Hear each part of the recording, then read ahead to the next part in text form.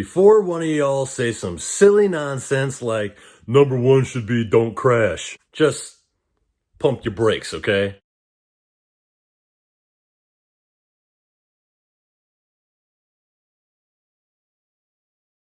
I mean, it is on there, but it's not number one.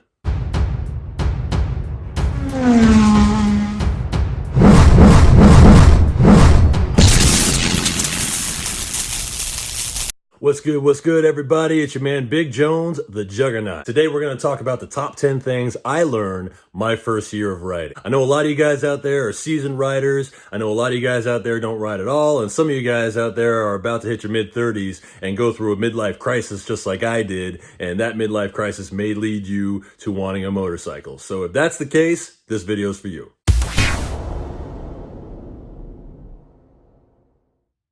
And everyone on all these blogs and all these YouTube channels are all saying the same thing. It's expensive. It's expensive to get started.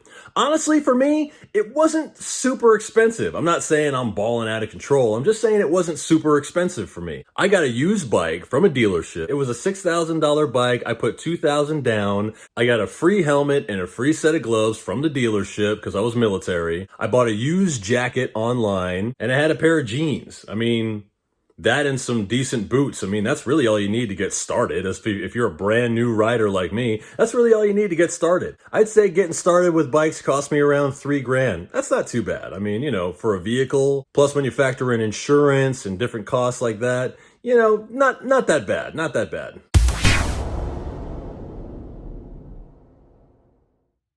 You never know who's a biker. You never know who out there rides bikes. But then you mention it, hey, I got a bike, or hey, I'm going to take the bike out this weekend. And people really do come out of the woodwork.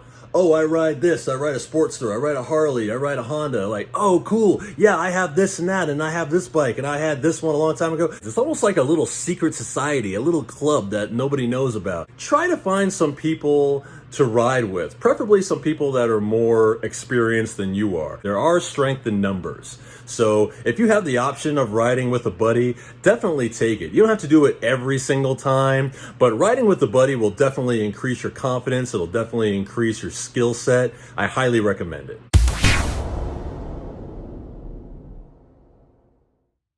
When I chose my bike, I chose something that I just thought looked cool. Like, do you want to be on the highway? Do you want to go adventure biking? Do you want to go through the woods? Do you want to go on the track? It really all depends on what you want to do with your bike. One thing that does matter is the power on that bad boy. Those Honda Furies, they have some big engines, man. It was a V-twin 1300 cc's on that monster. I was kind of able to get away with that a little bit because it was a shaft driven bike. So even though it was 1300 cc's, it wasn't as crazy as that sounds. Go to a bike shop.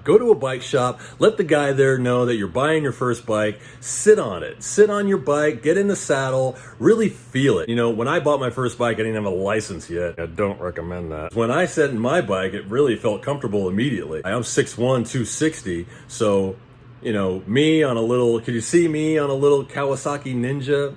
Probably not. Do your homework. Choose a bike that's right for you.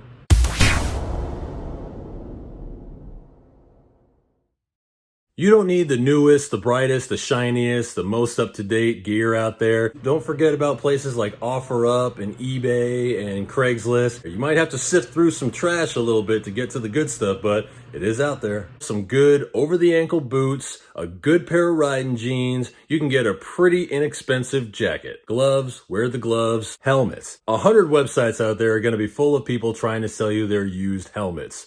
In my opinion, don't buy a used helmet. Or if you do, take a real good look at it, okay? They say after a helmet has been crashed, you shouldn't use that helmet anymore. Helmets have an expiration date. Did you know that? I sure didn't. It's in the back of the helmet under the padding. Could save your life. That is a critical piece of rider's gear. I don't have to tell you guys that. You guys are smart. Protect your dome.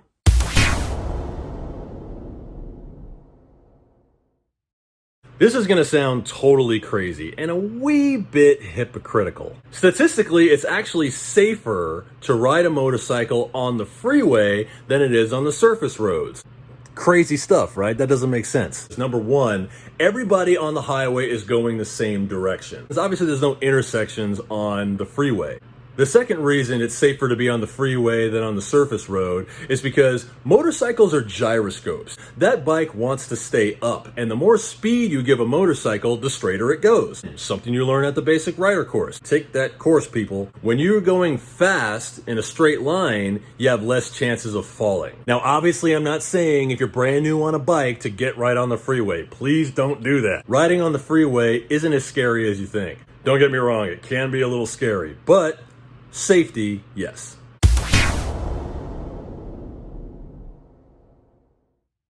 I live in kind of a busy neighborhood. I live right by San Diego State University, so there's a lot of traffic during the day. I didn't want to be out there in heavy traffic, before I really got comfortable on the bike. I would get up super early in the morning, like 3 a.m. I would get up at 3 o'clock in the morning and go ride. When I got more comfortable, I did get on the freeway, but those were the times that I rode early on just to get comfortable with riding. Learn how to lean the bike, turn the bike, stopping, starting. While you're learning all that stuff after you take the basic rider course, when you're practicing, I found that to be the best time to go, was early in the morning on the weekend. I got a lot of practice in and I got really comfortable with the bike in a pretty short amount of time.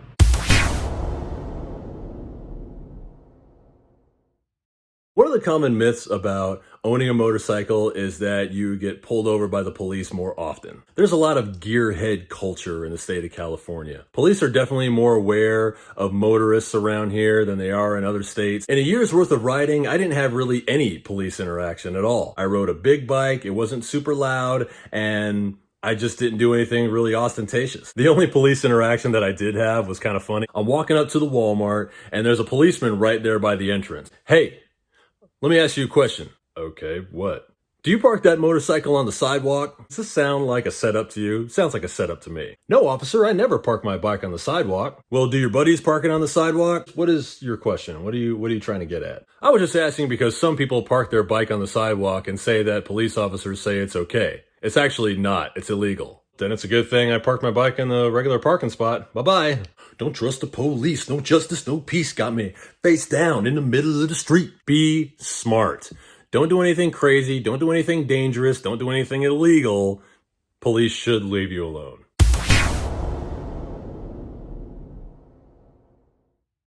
I took the basic rider course and it was absolutely fantastic. The people that were in there were really enthusiastic about motorcycles, especially if you just go in there like I did and be honest. They showed me all kinds of different techniques. They showed me all kinds of different bikes and gear and all sorts of great things. It's really a great forum to get started. So definitely take the basic rider course if you haven't already.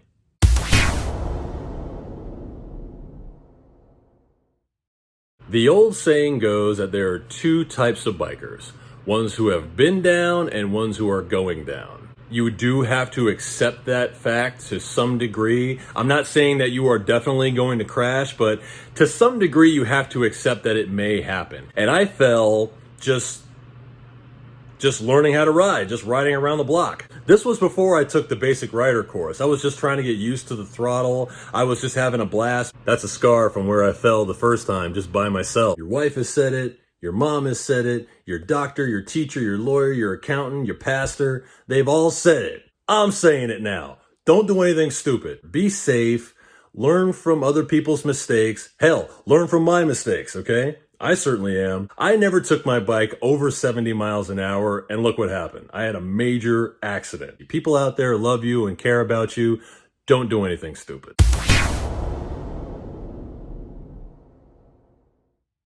Why the hell else do we do this?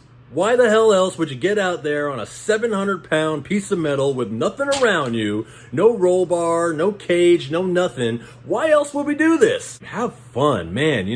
I was a bit of a white knuckle type when I started riding, man. I was like, I was like that driving a car. When I was learning how to drive a car, I was really nervous driving a car. You're out there on the road, you're giving the little wave, a little biker salute to some guy you don't even know coming the other way. That's got to be fun. You have got to have fun fun on these machines. You may not have it forever. You may decide you don't like it. You may decide it's not for you. The first time I took my bike on the highway, I remember it was on a Sunday. I was going to the gym and I said to myself, man, I'm in the middle of Southern California. It's a beautiful sunny day, clear blue skies, and I'm on a bike. It's okay to smile right now. Have a good time on these machines. Be safe, have a blast. I'll see you around.